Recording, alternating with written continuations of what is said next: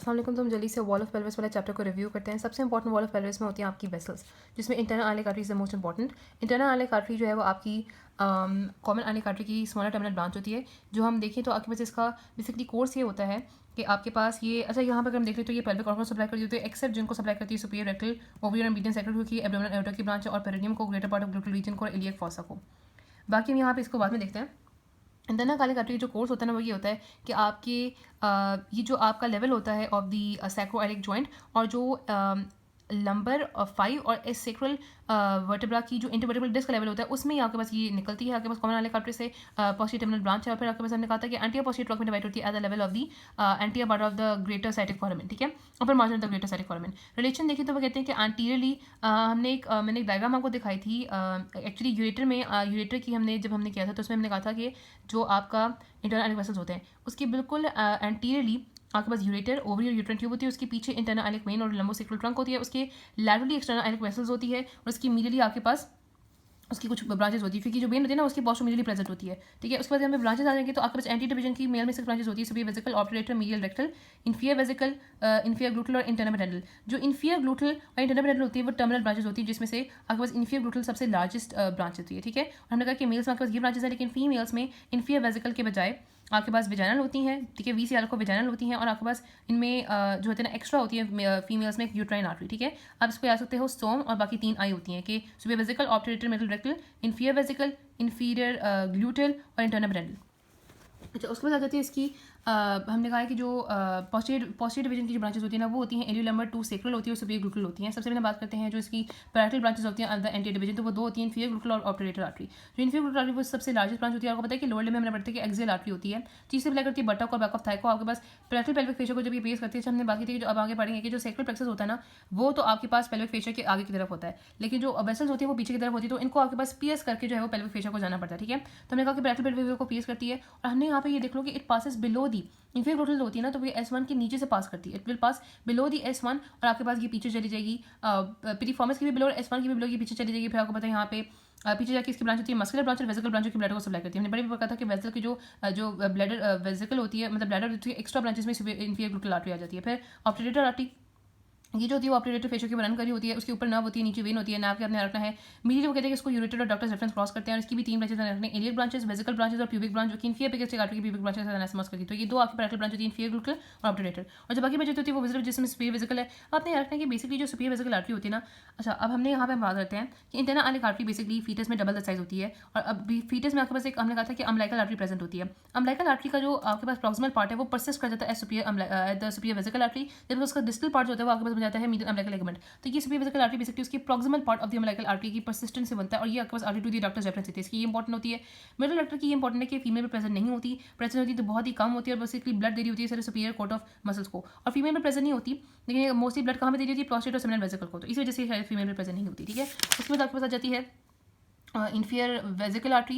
Inferior vesicle artery अब obviously inferior vesicle तो ट्रैकोन को, प्रोस्टेट को, सेमिनल वेसिकल को सप्लाई करिए। इंटरनल पेडेंटल आर्टरी इसकी सेकंड जो है वो टर्मिनल ब्रांच हमने ऑलरेडी हम पढ़ चुके हैं जब हमने पेरेनियल कैनाल में बात की थी कि इसकी आगे से ब्रांच होती है इन्फीरियर रेक्टल, पहले ब्रांच देती है, उसके बाद यहाँ पे आगे की तरफ आती है पेरेनियल आर्टरी और ये देती है फिर खुद कंटिन्यू करती है as the artery to the penis या फिर artery to clitoris. Perineal artery देखती है सुपरफिशियल ट्रांसवर्स और इसके अलावा पोस्टीरियर स्क्रूटल या पोस्टीरियर लिबल आर्टरी और जो आपकी आर्टरी टू द पीनस होती है वो bulb, artery to the bulb, और इसके अलावा यूरिथ्रल आर्टरी और dorsal and deep artery of the penis और क्लेटोरस देती है। जो विजाइनल आर्टरी होती है विजाइना को सप्लाई करती है, जो यूट्राइन आर्टरी होती है वो यूट्रस को सप्लाई करती है, उसकी डिटेल करने की जरूरत नहीं होती, ठीक है। अब जो पोस्टीरियर ब्रांचेस है उसमें इलियो लंबर आर्टरी होती है। इलियो लंबर आर्टरी बेसिकली हमने करना है कि अपवर्ड रन करती है, ये एक इसकी इंपॉर्टेंट है कि अपवर्ड रन करती है in front of the sacroiliac joint and lumbosacral trunk and behind the external iliac vessels and obturator nerve, ठीक है। और हमने कहा कि सॉस मेजर के पीछे ये डिवाइड करती है लंबर ब्रांच, एलियो ब्रांच में लंबर ब्रांच होती है वो फिफ्थ लंबर को कॉरेस्पॉन्ड करी होती है। सॉस मेजर क्वाड्रेटस लंबोरम को रेट्रोस स्पाइना को सप्लाई करती है, उसकी जो स्पाइनल ब्रांच होती है वो कॉर्डा एक्ना को देती है, और जो इसकी इलियक ब्रांच होती है वो इलियक फॉसा के ऊपर बेसिकली रन करती है और वहीं पर सप्लाई करती है। लैटरल सेक्रल आर्टरी जो होती है वो आपके पास 2 होती हैं। सिंपल सी बात है कि एंटीरियर सेक्रल फोरामेना से उसमें अंडर करेगी, सेक्रल कैनाल के स्ट्रक्चर को सप्लाई करेगी और पोस्टीरियर सेक्रल फोरामेना से निकल जाएगी। सुपीरियर ग्लूटल आर्टरी हम बहुत ज़्यादा पढ़ चुके हैं, हमने फर्स्ट में पढ़ा था कि आपको पता है। अच्छा, इसकी इंपॉर्टेंट बात है कि ये भी पेल्विक पैरेटल फेशियर को पेस हो रही है, क्योंकि वेसल्स होती है वो पेल्विक फेशियर की नीचे होती है, पेल्विक फेशियर के ऊपर प्लेक्सेस होते हैं जो कि पेस नहीं करना पड़ता जिनको।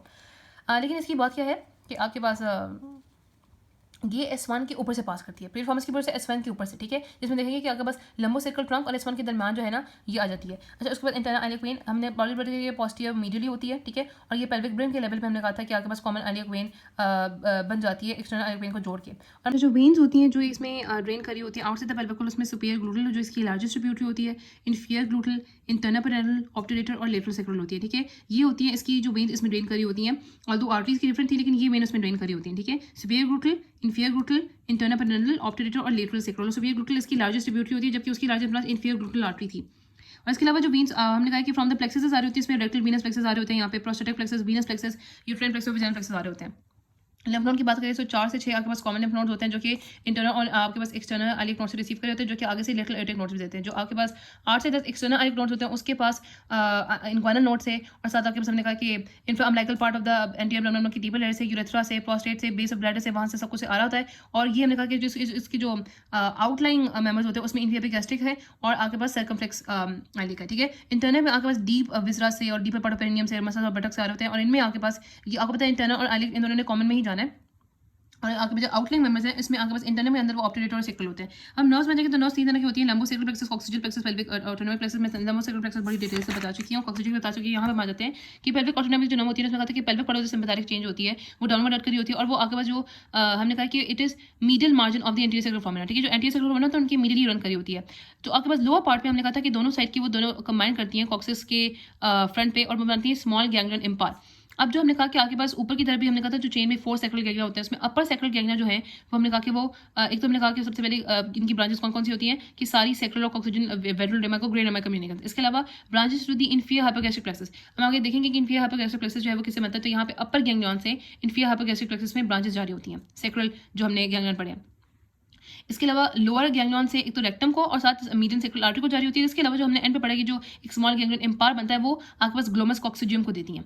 इन्फीरियर हाइपोगैस्ट्रिक प्लेक्सस इंसान होता है, हाइपोगैस्ट्रिक नर्व आती है सुपीरियर हाइपोगैस्ट्रिक प्लेक्सस से। इसके अलावा पेल्विक स्प्लैंक्निक नर्व, और इसके अलावा वही हमने कहा था कि जो अपर गैंग्लियन से यहाँ पे ब्रांचेस आ रही होती है, ठीक है, कैसे बनता है hypogastric nerve from the superior hypogastric plexus and इसके अलावा फ्रॉम दी यहाँ पे आ रहा है स्प्लैंक्निक पेल्विक स्प्लैंक्निक नर्व से, और जो अपर गैंग्लियन है वहाँ पे अपर गैंग्लियन से ब्रांचेस आ रही होती है। और ये आपके पास आपके rectal plexus, vesicle plexus, prostatic plexus और यूट्रोविजनल प्लेक्सस में तो आपके पास जो पेल्विक स्प्लैंक्निक नर्व होती है वो H2 H4 होती है, और बेसिकली जो पैरासिम्पेथेटिक हमने कहा था ना कि उसका सेक्रल आउटफ्लो होता है वो ये कॉन्स्टिट्यूट करी होती है।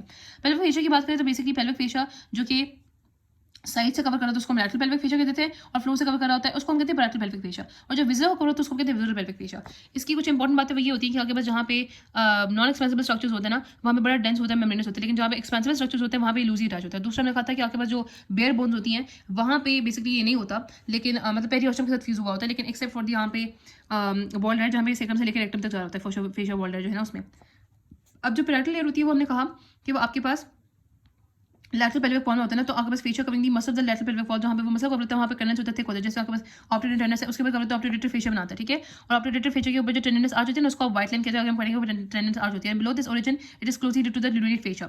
उसके बाद जो फेशिया पेरिफॉर्म्स को कवर करता है वो थिन होता है, और हमने यहाँ पे ये बात हमने रखनी है कि जो फेशिया पेरिफॉर्म्स को कवर करना होता है ना, फेशिया के एक्सटर्नल होती है सेक्रल प्लेक्सस, लेकिन फेशिया की डीप होती है यहाँ पे वेसल्स, इस वजह से जब वेसल पास करती है तो उनको फेशिया को पीस करना पड़ता है। फिर parietal layer of the failure जो फ्लोर में होती है, फ्लोर में हमने कहा था कि पेल्विक फेशिया जो होता है ना वो आपके पास पेल्विक डायफ्राम की सुपीरियर फेशिया को कवर करता है। इन्फीरियर लेयर को हम एनल फेशिया कहते हैं। In general fascia the pelvic floor is loosely arrange between the peritoneum and the pelvic floor, और यहाँ पे आपके पास डेड स्पेस बन जाती है जहाँ पे आपके पास बहुत ज्यादा जो है ना चांसेस होते हैं कि आपके पास वो इन्फेक्शन हो जाए। और जो विजरल लेयर होती है ना वो होती है जो कि विजरा को कवर कर रहा होता है। आपके पास बेसिकली अगर रेक्टम में जाना है या ब्लैडर है जो कि आपके पास एक्सेसिबल ऑर्गन उनके ऊपर बड़ी लूज है, लेकिन आपके पास जो प्रोस्टेट है वो खुद भी फाइब्रोमस्कुलर डेंस होता है तो उसके ऊपर भी नॉन डिस्टेंसिबल होती है। इसमें आ जाते हैं सबसे इंपॉर्टेंट आपको जो पेल्विक मसल्स होते हैं।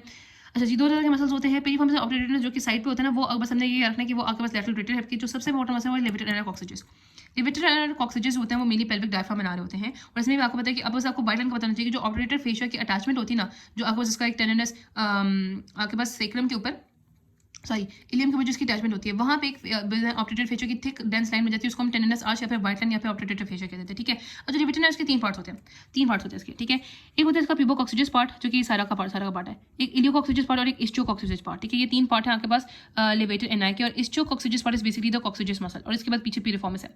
अब जो आपके पास यहाँ पे ये प्यूबोकॉक्सिजेस पार्ट है उसके एंटीओ वापस आते हैं from the medial surface of the ठीक है, from the medial part of the pelvic surface of the body of the pubis. और वो आपके पास मेल्स के अंदर अगर यहाँ पे वो होता है प्रोस्टेट, तो यहाँ पे उसको लेवेटेड प्रोस्टेटाई कहते हैं। फीमेल्स के अंदर अगर वजाना तो उसको सराउंड करता है, क्योंकि इसकी इंसर्शन पेरिनियल बॉडी पे होती है, तो उसको हम यहाँ पे स्फिंक्टर यूट्री कहते हैं। फिर उसके बाद आता है आपके पास मिडल फाइबर्स, जो कि प्यूबो रेक्टालिस कॉन्स्टिट्यूट कर रहे होते हैं, because they come from the lateral part of the pelvic surface of the body of the pubis, और वो आपके पास रेक्टम को सराउंड करते हैं। जो इनोरेक्टल जंक्शन होता है ना, उस लेवल पे एक स्लिंग प्रोड्यूस करते हैं, जिसकी वजह से फॉर एग्जाम्पल अगर ये नहीं मैं बता सकती, कोई भी ऐसी चीज़ आपके पास पड़ी हुई है, जैसे ये मैं कहती हूँ कि अगर मेरा आपके पास एनल है या फिर आपके पास रेक्टम है, तो आपके पास उस जंक्शन पे ना इस तरह से उसको सराउंड कर रहे होते हैं कि आपके पास ये इस तरह से करके ना ये आगे की तरफ हो जाते हैं, और आपके पास एक रिंग जो होती है ना, वो इस तरह से उसको कवर करी होती है। ठीक है, रिंग इस तरह से होती है और ये आगे की तरफ हो जाता है। ठीक है, और उसको इस तरह से, ठीक है, कि आपके पास ये आपके पास एक रिंग स्लिंग बनती है, जिसकी वजह से आपके पास क्या होता है कि फीसस का जो पाथ होता है ना, वो नीचे से ब्लॉक हो जाता है। ठीक है, तो ये आपके पास ये एक स्लिंग बनाते हैं प्यूबो रेक्टालिस। ठीक है, प्यूबो यूरेथ्रल मसल्स जो होते हैं वो भी इस तरह वाले होते हैं, जो कि स्फिंक्टर यूरेथ्रा वो भी एक स्लिंग ही बना रहे होते हैं, लेकिन हमने प्यूबो रेक्टालिस भी हमने यहाँ पे उसकी स्लिंग की बात की। फिर आपके पास जो पोस्टीरियर मोस्ट फाइबर्स होते हैं वो इसी वाइट लाइन के एंटीरियर पार्ट से आते हैं और एनोकॉक्सिस लिगामेंट कॉक्सिक्स में लग जाते हैं।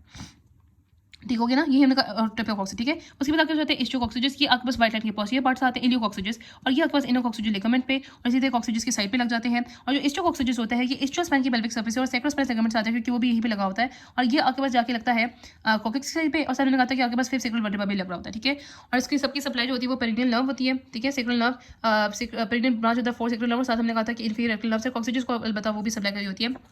फंक्शन सबका होता है सपोर्ट, मोस्ट इंपॉर्टेंट फंक्शन होता है सपोर्ट, लिवेटर और आपको पता है पेल्विक आउटर बनाने होते हैं, कफिंग में, स्नीजिंग में, लिफ्टिंग में, और बाकी सब में बेसिकली इंट्रा एब्डोमिनल प्रेशर के जो इंक्रीज होता है उसको रेजिस्ट करता है। मिक्चुरेशन हो, डेफिकेशन हो, पार्चुरेशन हो, उसमें आपको होता है पेल्विक आउटलेट, तो यही बना रहा होता है, but construction of fibres around other opening will resist the increase in the intra abdominal pressure.